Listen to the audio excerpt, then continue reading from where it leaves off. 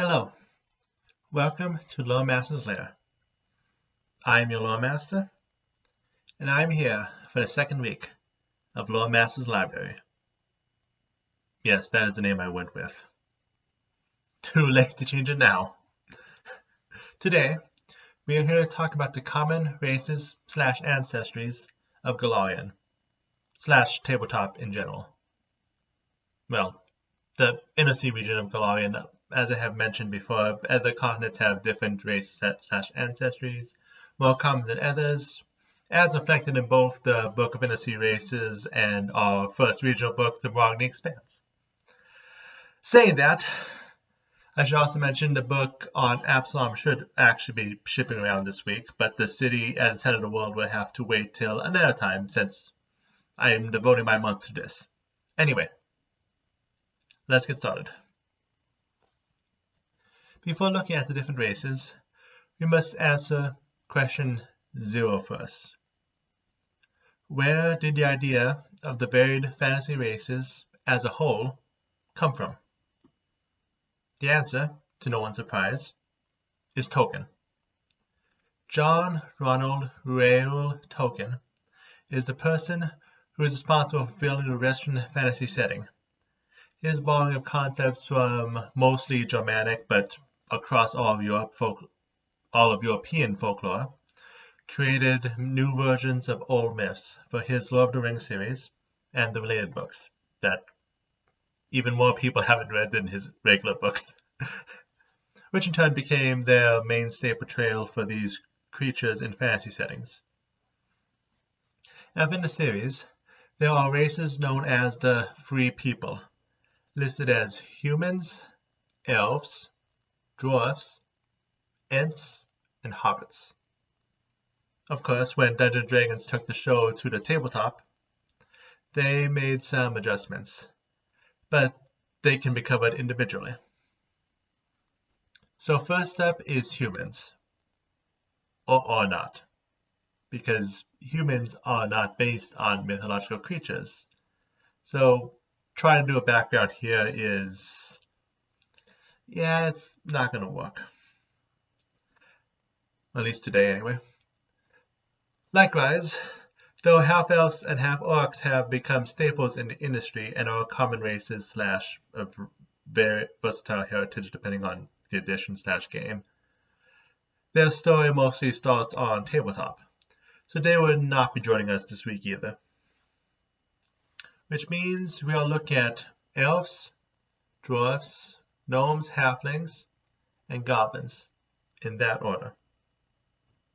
So first is elves. Before we begin, let's look at the most common portrayals. So we have an image as frame of reference. Elves are humanoids who are depicted as handsome. I mean, drop dead gorgeous. Everything humans wish they were. And androgynous as well. Them being the typical pretty boys or lift girls. Lift. You know what I'm thinking of. Anyway, the most famed feature is the pointed ears, and they tend to specialize in magic and archery. Most of the traits, actually, are shared by the original elves, though archery is added later, aka the Legisulfur, who lived in one Legisulfur, close enough, anyway, who lived in one of the 9 Norse realms, Aethelheim, that I can pronounce.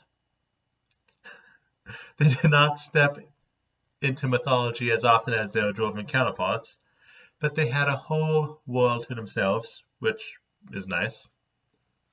And more importantly, they were treated as minor deities. And with that, I should mention, there have been across cultures deities that are a step down from, well, the big ones. You know what I mean. Usually in control of some concept or a specific plot of land. Examples include the daemons in Greek mythology.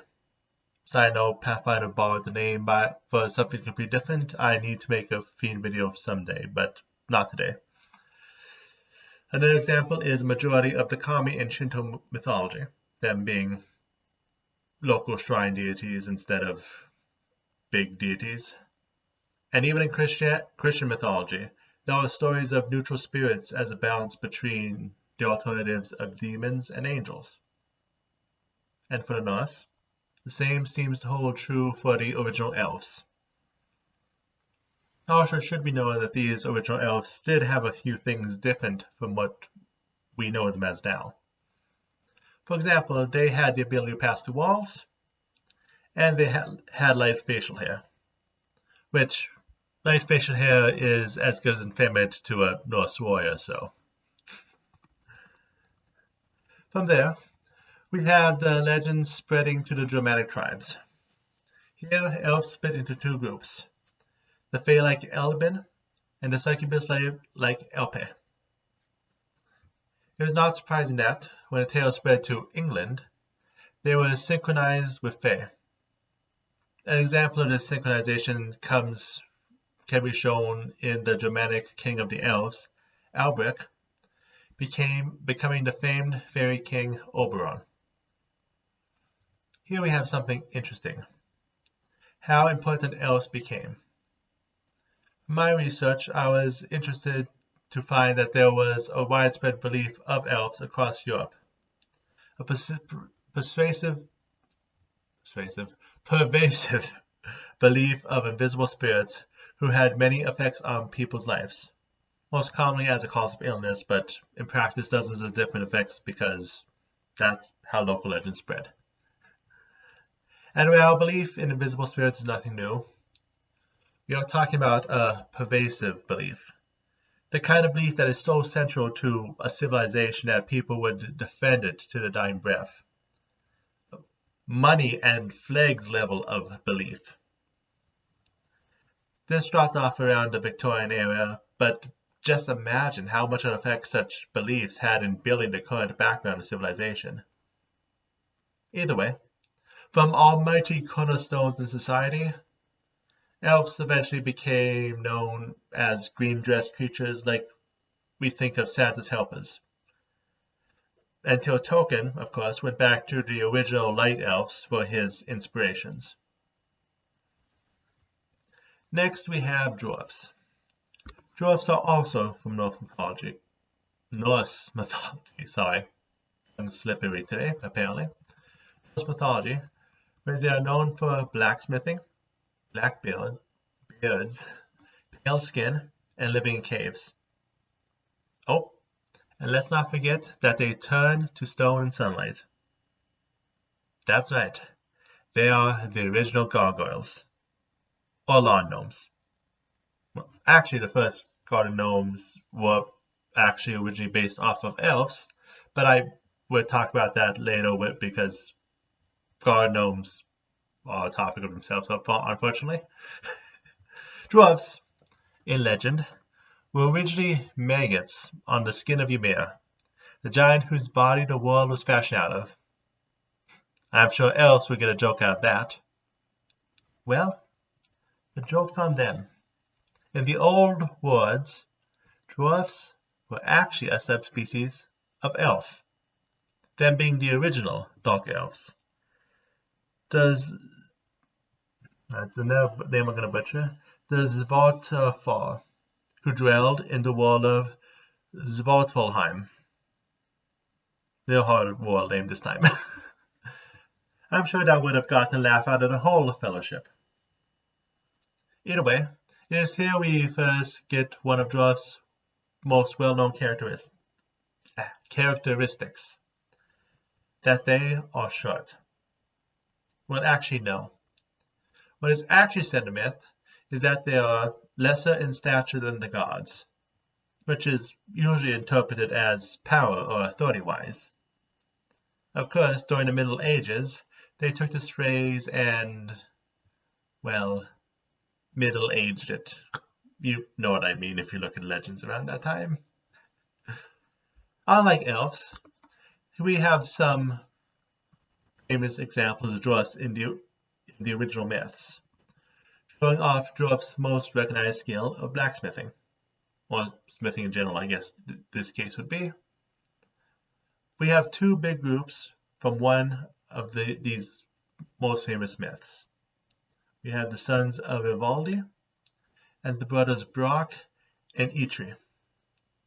The former crafted the ship Scorbunir, the sphere Gungnir, and the hair of Sif, to replace the hair that Loki cut off. This is why Loki was running the errands that led to the bet in the first place. Speaking of the bet, thanks to Loki's bet with the latter brothers, they in turn made the boar Gillibursti, the ring Dropnir, and, of course, Mjolnir. So dwarves are such good blacksmiths that they were able to craft not only two of the most legendary weapons in Norse mythology, but also a living animal and hair. But smithing was not their only skill, with Norse stories also claiming they had the powers of healing and authority to protect the dead. Come the Middle Ages, super strength and invisibility were also added to their powers. And being insatiably lustful because Middle Ages, it was not till Tolkien that the Scottish and the ale came in to the dwarf character. But to be fair, Norse mythology kind of already operated assuming all parties involved had a few, so that might make them the race that was most accurate to their Scandinavian roots. Though I would be remiss to not say one correction. The movie made the dwarves insert Celtic nationality here. Tolkien stated in his notes that many of the inspiration for the dwarves as a culture instead came from Jewish customs. So, up next is gnomes. As mentioned earlier, gnomes are the tabletop replacement for Ents. Because why would anyone be allowed to play a tree person before 2021? Hello, Kanrasu. Anyway, coming from a non-Tolkien source, it might not surprise you that gnomes are not from Norse mythology. Instead, the names first appeared in the 15th century in the writings of the alchemist Paracelsus. He wrote extensively on concepts like the four elements, and assigned the concept of earth to creatures he called gnomes. You can see this in various pre-tabletop adaptations, where they are usually associated with earth in some way. Then came the rise of fairy tales, where the distinction between various mythological creatures was blurred. At this time, gnomes became synonymous with goblins, and then eventually, over time, gnomes just became a default for any small mythological creature. Quick mention to tabletop, but when first added to D&D, gnomes were really just there. Nothing really exciting about them except minor earthing concepts. Eventually D&D gave us the crazy inventor stereotypes, but many, including myself, feel the race/ancestry only really came into its own with Pathfinder. However, I could not cover gnomes without devoting a section to the famed bane of garden aesthetics everywhere, garden gnomes. Hey, it's the most popular depiction. Can't escape this. Anyway, stone guardian statues have been used since ancient Rome, starting with the statues of Priapus. In the Renaissance era, this practice was revived, instead using grotesques, exaggerated versions of human proportions, as the guardians of their land, similar to the same principle giving rise to gargoyles as stone protectors of buildings. Ironically, one of the most common of the lawn grotesques was a hunchback, which was named as Gabi. It was the 1700s that the dwarven/gnome shape was known that. Let me start that again. It was the 1700s when the dwarven/gnome shape that we now know them as was first used in Switzerland. And yes, as noted before, the original Swiss, and then later on German, garden gnomes were actually dwarfs. It was when they started spreading to France and England in 1847 that they were first referred to instead as gnomes. Gnomes fell out of favor during both World Wars, but gained resurgence both times.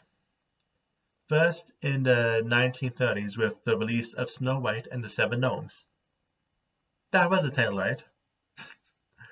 And then again in the 1970s, especially when gnomes became a parody and more humorous version of themselves. Now present day, they have done things from everything from having movies to playing a part in politics. You cannot escape these things, no matter how much you try to. Which brings us to halflings. When it comes to mythology, there is none, at least halfling-wise. Again, Tolkien is a large influence for fantasy, specifically the Lord of the Rings franchise. And it is here that hobbits first appeared. Well, technically they first appeared in one list of mythological creatures without any other context, but it is assumed Tolkien built the Hobbit from the ground up, likely using friendly fae like hobs, hobthrusts, which are completely different creatures apparently, and hobgoblins as inspirations. I'll mention the last one in a moment. But first, hobbits became a commonly known fantasy creature, with the one difference that Tolkien's estate can sue over them. And sue they do. So while the small person, very helpful, like seeing a lot, portfolio can be used, hobbits only rarely can. So D&D gave us halflings, which eventually open sourced their copyright so that other tabletop games can use them as well. In actuality, there are many fantasy races which are simply slightly different hobbits. Just to mention a few from a variety of series, we have Rays, Kokiris, Snags, Frooms, Moogles, Maturans, Grassrunners, Tentacles, Ewoks, Nilwins, Toads, Kifkin, Mislas, Gelglings, Yoyami, and Halflings. Not Yodels though. They are more gnome than halfling. Finally, we have our newest addition to the big kids table, Goblins. Though considering they are the fourth small ancestry out of 6, big kids might be a relative term. Anyway, Goblins' origin and folklore are unknown actually. There have been a lot of variety of the word's usage over the years, and it's hard to track down the specific origin. The closest I can give you today is that goblins tend to have been a catch-all for all the dark fairies and troublemaking spirits and myths. That said, there was also their close brother, hobgoblins. I know, they're their own ancestry, so I should probably talk about them another time, but considering how closely connected the two's origins are, I think a fudge here would suffice. So hobgoblins, by their original meaning, are good and harmless goblins. I know, unthinkable. But hob is Old English for benevolent, which, as mentioned earlier, is where hobbits came from. It was not till the Puritans and Tolkien that hobgoblins became really tall goblins. With the rise of the fantasy genre, the role of goblins has changed somewhat. With Tolkien, the words goblins and orcs were used interchangeably. However, as time has gone on, goblins have become the joke, the monster for level 1 adventurers to beat up, the kooky screw-ups. Though many still found these little creatures endearing, which is why they have their current position in Pathfinder. One final thing to note in the recent evolutions. Starting in the 2000s, goblins had found themselves with a few more hats to wear. Some of them are merchants, the ones selling at the most cut-rate prices imaginably, with quality to match. And some are quirky engineers, like gnomes, but with more of a chance of failing hilariously. And that brings us to the end. Hope that gives you an idea of some of our favorite ancestries. Seeing what has stayed from the past and where the mold has been broken, especially by Paizo. Either way, I'll see you again next week, where we talk about everyone's favorite sunken city. No, the other one.